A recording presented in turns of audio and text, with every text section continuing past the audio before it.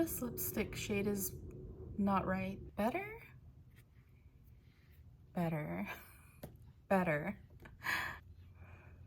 Hi, my name is Yana. I'm a modern ajumma. I don't generally do hauls or TBR videos, but I wanted to do one for the summer because I wanted to talk about what summer books, what summer reads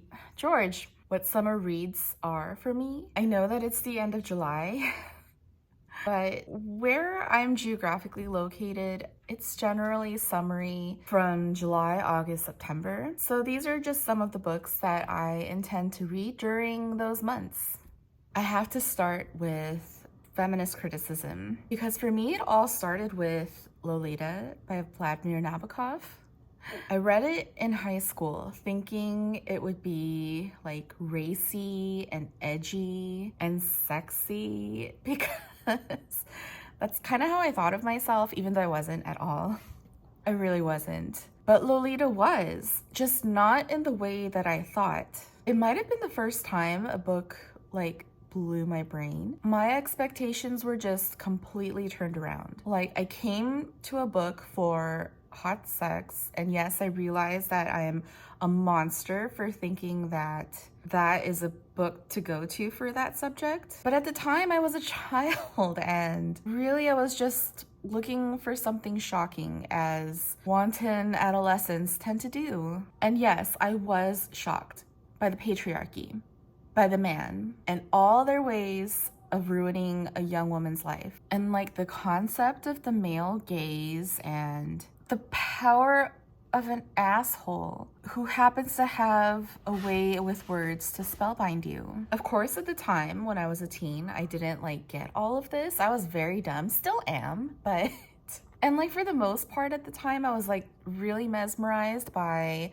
the gorgeous spellbinding writing. But like it was the beginning when I started feeling all of this and this started like seeping into me, and kind of the first time when I realized that there's more to sex than consensual sex. I mean, guys, I'm a millennial. Like the 2000s was not a kind era to women, and even the word consent wasn't really like out there at the time. So this was like basically the first book that kind of taught me that sex is more than just consensual fun, and that there are monsters out there who take advantage of easy, vulnerable people in this way. Did I still fall prey to unsavory male mistakes in my youth? Yeah, absolutely. No matter how much we prepare ourselves, we can all still make dumb mistakes.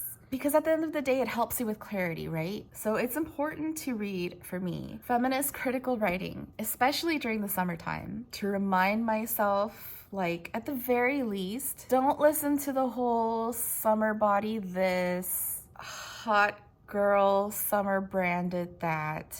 Because, like, who is that really for? Anyway, that's my rant about summer feminism.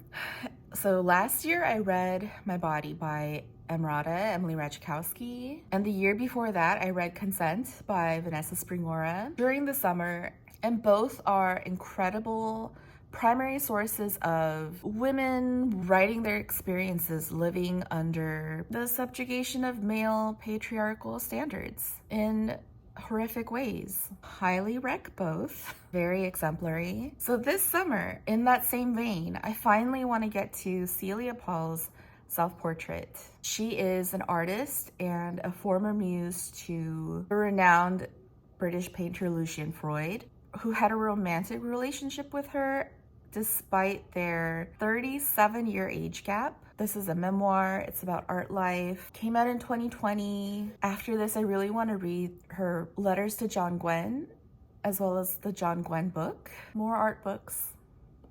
So having said all of that, I still want to read something breezy, something fun, light and airy. Nathan gave me his copy of Bonjour, Tristesse by Francoise Sagan, and it's slim. It looks like summer. I'm imagining French Riviera vibes, some of that classic earthy French shenanigans that I feel a lot of Americans actually don't really equate with French culture. Like when I think of French culture, I actually think of like Julie Delpy and her portrayal of her family in her two self-directed movies, 2 Days in Paris and 2 Days in New York, who are played by her actual parents. So like very kooky, very blasé about like body functions, but it's also fun and sexy and healthy with like an awkward sense of humor. It's a wholesome romp. So in that kind of similar vein where it's fun and funny, this is also on my 23 for 23. I also want to read Trevor Noah's Born a Crime this summer. It's his memoir growing up in South Africa. And yeah, I just think he's like smoking hot.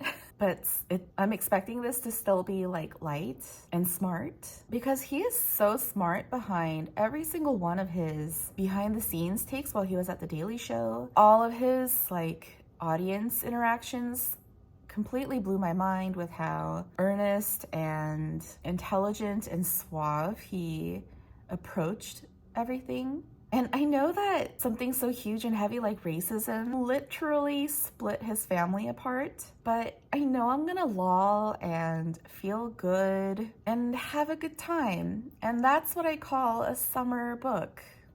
Summer just isn't summer for me without manga, without banana milk. What kind of summer drinks does everybody go for? Like, personally for me, it's cold barley tea like I showed in a previous video, banana milk, this gosh darnedly addictive 2% peach drink, a classic milk kiss, refreshing milk and yogurt flavor, and a good old H2O. But yeah, you gotta have your manga, you gotta have your summer drink for summer with like a fan blowing in my face. It just feels so summer vacation from school where you have total freedom, all the time in the world vibes, which is so not my current reality. Nevertheless, if I just do those things, it'll take me right back there. I've been told that Solanin is like by no means an upper, it's a total downer. But hey, I'm almost 40, so that's okay. Everything's a bummer. It doesn't faze me. Summer is also all about the fast, easy, fun, gimmicky reads, pop, like a flimsy paperback. The Kite Runner by Khaled Hosseini is also on my 23 for 23. I have it earmarked for the summer. I don't know, I can't not think of this as like a summery beach read, even though nothing about the cover says beach read. I mean, like, this is like Oppenheimer. This is like Oppenheimer vibes. Like, I have zero clue what this is about. It just kind of screams like thriller, action, you know, like a summer action blockbuster at the movies with some beefy hero, but like the book equivalent. I don't know. I am literally gonna walk into this blind. Summer is the most inarguably nature-filled season of the year for me, since that's just when we spend most of our time outdoors. And for me personally, I'm only stepping outside to go get my summer produce, like my summer fruits and vegetables. I've had the best cantaloupe melons of my life this summer. Pig Ears by Ellyn Gaydos is also in my 23 for 23. This cover looks like it needs to be read in the summer at a time when consumption is high and I should learn about growing things. And I don't know, feeling at one with the world. Classics. I miss classics. I have Persuasion by Jane Austen on my 23 for 23. I'm currently reading Pride and Prejudice. I want to get back into them. There's still plenty of classics that I've never read, but for some reason, Middlemarch by George Eliot is just screaming at me to be read this summer. I don't know why. Maybe it's like the pastel pink cover. It's like evocation of gentility and silk chiffon. Again, I really don't know what Middlemarch is about. My only context is Ben's amazing classic like TikTok interpretations. I love them so much. I watch them every time I need like a quick pick-me-up. So I have a few books about summer with the word summer in the title. The Growing Summer by Noel Streatfeild and the Summer Book by Tove Jansson. They've all been sitting on my shelf for a few years now, and All I really know about her is that she's the creator of Moomin. I've heard great things, great writer. I also have Fair Play. All three are relative tinies, and I have so many unread NYRBs sitting on my shelves that I need to chip away at somehow. The Boy and the Dog by Seishu Hase, I saw Nathan talk about for its cover, and we must be the same person because I too just couldn't help myself. But this book screams summer. It is so cute. It's giving off like Studio Ghibli vibes for me. We're intending to buddy read this together. Should be fun. And I will right here and now admit to you all that I have a huge bias against Japanese literature, Japanese writers. I am not the biggest fan. I've yet to love a Japanese writer, any Japanese writer. I find them at best bland and at worst offensive in some way, like Convenience Store Woman. Like, no one said anything, and out of nowhere, they just go there. Is it my innate Korean ancestry that makes me feel so? Like my ancestors shrieking from their graves?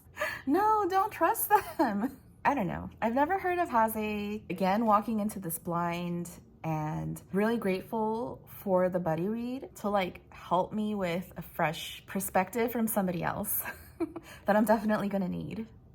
Milk Teeth by Jessica Andrews is another book that was recommended and gifted to me by Nathan. And he told me that this is a very summery read, so I earmarked this for the summer.